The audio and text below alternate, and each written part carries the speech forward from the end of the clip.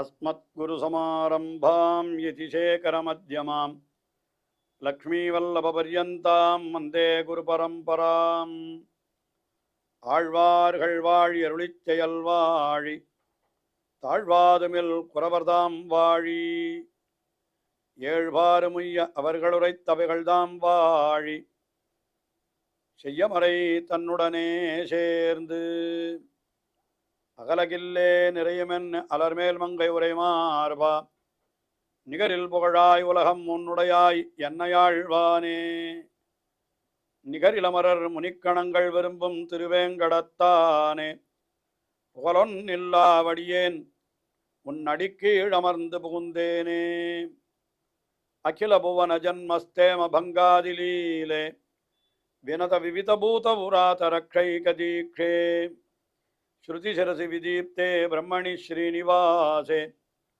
பவது மம பரஸ்மின் சேமுழி பக்தி ரூபா श्रीमान वेंकटनाथार्य कवितार्किक केसरी वेदांताचार्यवर्यो मे सन्निधत्तां सदा हृदि ஸ்ரீரங்கநாதனுடைய பாதுகைகளை குறித்து 1000 ஸ்லோகங்களை ஓரிரே அருளி செய்த வேதாந்த தேசிகன் பாதுகா சகஸ்ரம் என்கிற இந்த ஸ்தோத்திரத்திலே ஒவ்வொரு ஸ்லோகத்திலேயும் பாதுகையினுடைய பெருமையை ஒவ்வொரு விதமாக எடுத்துரைக்கிறார். அதிலேயும் இப்பொழுது நாம் அனுபவித்து வருகின்ற இந்த நாத பத்ததி என்கிற பத்ததியிலே இந்த பாதுகையினுடைய ஓசையினாலே ஏற்படக்கூடிய விஷயம், ஓசையினுடைய பெருமையை மட்டுமே 100 ஸ்லோகங்களாலே அனுபவிக்கிறார் என்று பார்த்து வருகிறோம். இப்பொழுது பாதுகா சகஸ்திரத்திலே 465வது ஸ்லோகம். இந்த ஸ்லோகத்திலே பாதுகையினுடைய ஓசைக்கு ஒரு அற்புதமான அர்த்தத்தை, ஒரு கருத்தை காட்டுகிறார். அது என்ன சொல்லுகிறது அந்த ஓசை? என்னால் அவர் தெரிவிக்கிறார், சாஸ்திரங்களிலே எம்பெருமானுடைய திருவடிகளிலே சரணாகதி என்பது ஒரே ஒரு முறைதான் பண்ண வேண்டும். மோட்சத்திற்காக மோட்சமடைய வேண்டும் என்று விருப்பம் உடையவன் ஒருத்தன் சரணாகதி பண்ணினால் அது ஒரு தடவை தான் பண்ணணும். அதற்கு மேலே அந்த சரணாகதியை பண்ணக்கூடாது என்று சொல்லி இருக்கிறது சாஸ்திரத்தில். சகிருதேவ சாஸ்திரார்த்தா என்று இதெல்லாம் பல இடங்களிலிருந்து எடுத்து காட்டுகிறார்கள். ராமபிரான் சொல்லுகிற பொழுது கூட சகிருதேவ பிரபன்னாய என்று ஒரே ஒரு முறை என்று, அந்த சகிருத்தி என்ற சொல்லுக்கு ஒரு முறை என்பதுதான் பொருள். ஆக ஒரு முறை தான் பண்ண வேணும் என்று சாஸ்திரங்களிலே சொல்லப்பட்டிருக்கிறது. ஆனாலும் இவர் தேசிகன் என்ன அருளி செய்கிறார் இந்த ஸ்லோகத்தில்? என்ன, என்னுடைய கலக்கத்தாலே சில சமயம் அது மாறிவிடுகிறது, நான் அதை மீறக்கூட துணிகிறேன் என்கிறார். அதாவது என்ன கலக்கம்? ஐயோ, இன்னும் எம்பெருமான் நமக்கு பேற்றை அருளவில்லையே, நாம் ஒருவேளை முன்னால் பண்ணின சரணாகதி சரியா இல்லையோ, மறுபடியும் பண்ணணுமோ என்று நினைத்து 2வது தடவையும் பண்ணணும்னு தோணித்துன்னு வைத்துக் கொள்ளுங்கள். அப்பொழுது அந்த பாதுகையினுடைய ஓசை என்ன பண்ணுகிறதா? அலம் அலம், போரும் போரும் போரும், ஒரு தடவை பண்ணினது போரும் என்று அந்த பாதுகையினுடைய ஓசையானது ஒரு தடவைக்கு மேலே சரணாகதி பண்ண வேண்டாம் என்று சொல்லுவது போலே இருக்கிறது என்று ஒரு அற்புதமான அர்த்தத்தை இந்த ஸ்லோகத்திலே அருளி செய்கிறார்.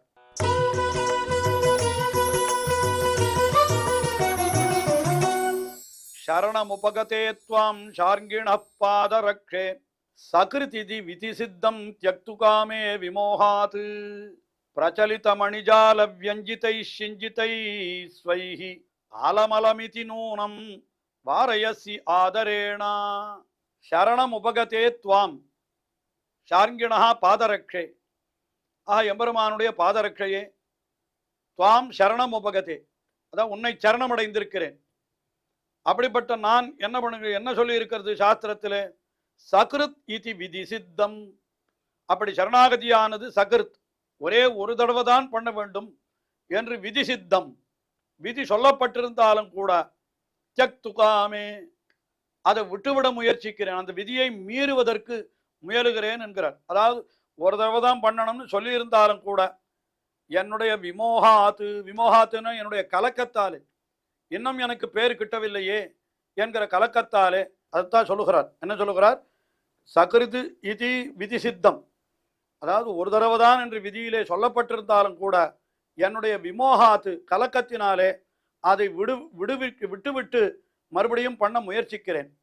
அப்பொழுது என்ன பண்ணுகிறாய் நீ என்றால் அந்த பாதுகையினுடைய ஓசையை பற்றி சொல்லுகிறார். பிரச்சலித மணிஜால வியஞ்சிதைஹி சிஞ்சிதைஹி ஸ்வைஹி என்று அந்த பாதுகையிலிருந்து எழக்கூடிய இனிமையான ஓசை இருக்கிறதே, அது என்ன பண்ணுகிறதுன்னு கேட்டா, அலமலமி தின்னூனம் வாரயசி, போதும் போதும், நீ ஒரு தடவை பண்ணினதே போரும்.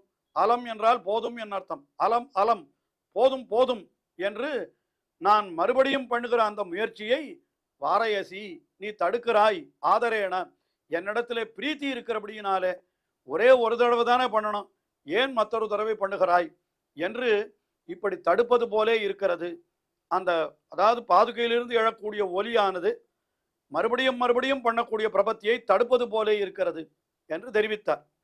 ஏறக்குறைய இதே போன்ற கருத்தைத்தான் வேதாந்த தேசிகனே தம்முடைய ஞாச திலகம் என்கிற ஸ்லோகத்திலேயும் கூட ஸ்தோத்திரத்திலேயும் கூட காட்டுகின்ற பொழுது, பிராய பிரபதனே பும்சாம் பௌன புண்ணியம் நிவாரையன்னு என்று தெரிவிக்கிறார். அதாவது ஸ்ரீரங்கபர்த்துர்மாம் அவ்யாத் அபயமுத்ரிதா என்று, ஸ்ரீரங்கபர்த்துகு ஸ்ரீரங்கநாதன் அபயமுத்திரை இப்படி கையை இப்படி வைத்திருக்கிறான் அல்லவா, அபயமுத்திரை என்று பெயர்.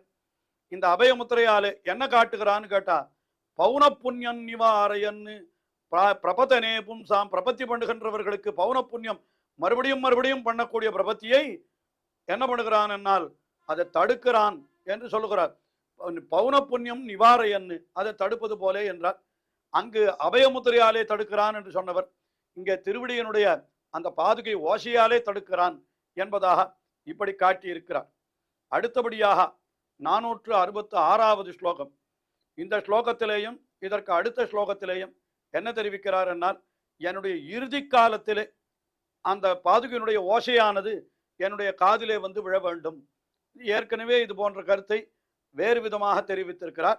இப்பொழுது இந்த ஸ்லோகத்திலே வேறு விதமாக காட்டுகிறார்.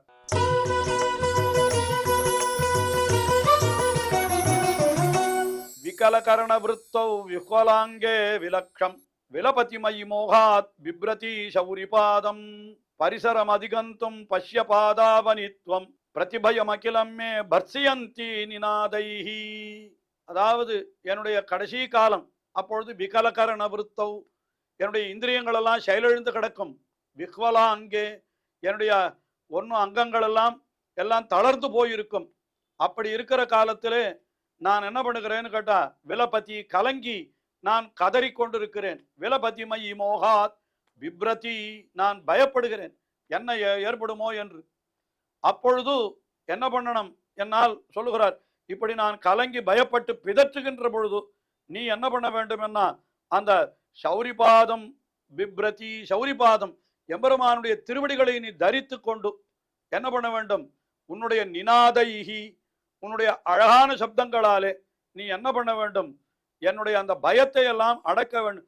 பிரதிபயம் அகிலம் பர்சயந்தி, என்ன பர்சியந்தி என்ன, என்னுடைய பயத்தை எல்லாம் அடக்குபவளாய் கொண்டு உன்னுடைய அந்த நிநாதம் அழகான ஓசையாலே, ஓசையோடு கூட நான் இருக்கிற இடத்திற்கு நீ வருவதாக நினைக்க வேண்டும் என்று இப்படி சொல்லுகிறார். அதாவது கடைசி காலத்திலே நான் என்னுடைய கரணங்கள் ஓய்ந்து உடலும் தளர்ந்து போய் மரணத்தை நினைத்து பயப்பட்டு கொண்டிருக்கிற காலத்திலே அந்த எம்பெருமானோடு திருவிடியோடு கூட நீ வந்து உன்னுடைய ஓசையாலே என்னுடைய பயத்தை நீக்க வேண்டும் என்று இந்த ஸ்லோகத்திலே மிக அழகாக தெரிவித்தார். இதே கருத்தை சற்று வேறு விதமாக அடுத்த ஸ்லோகத்திலேயும் தெரிவிக்கிறார்.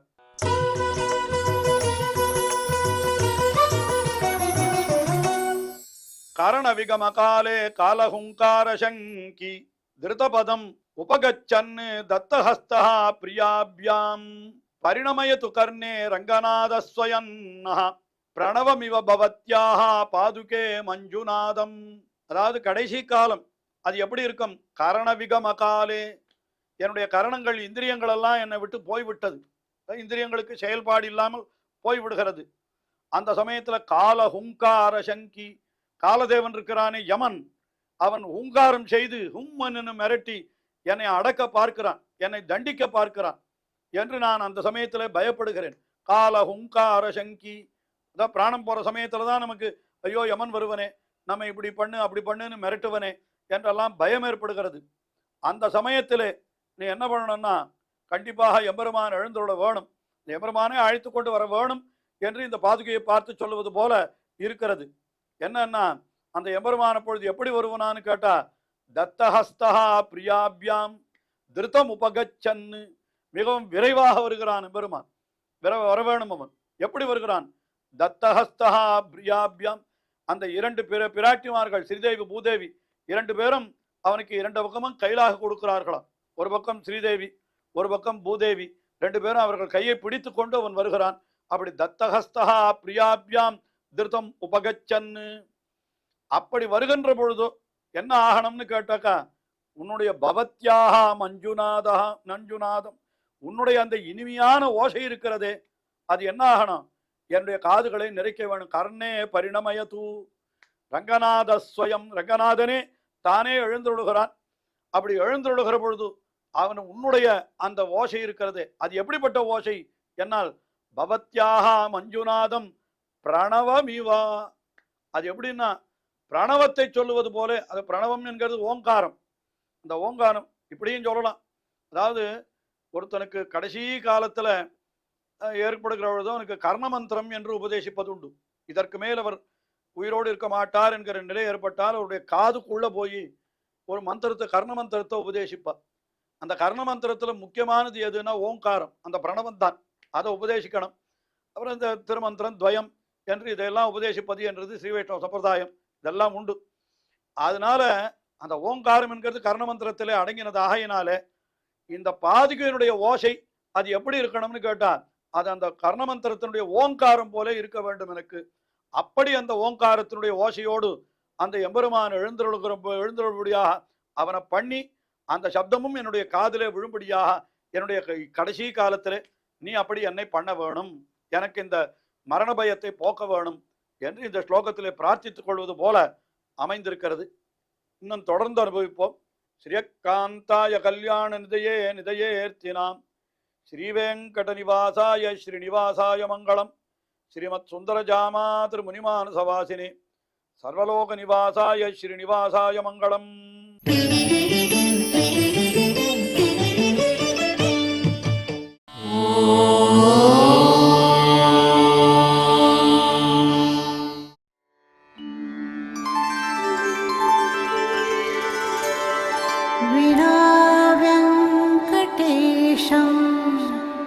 ननाथो ननाथः सदा वेङ्कटेशं स्मरामि स्मरामि। हरे वेङ्कटेश प्रसीद प्रसीद, प्रियं वेङ्कटेश प्रयच्छ प्रयच्छ।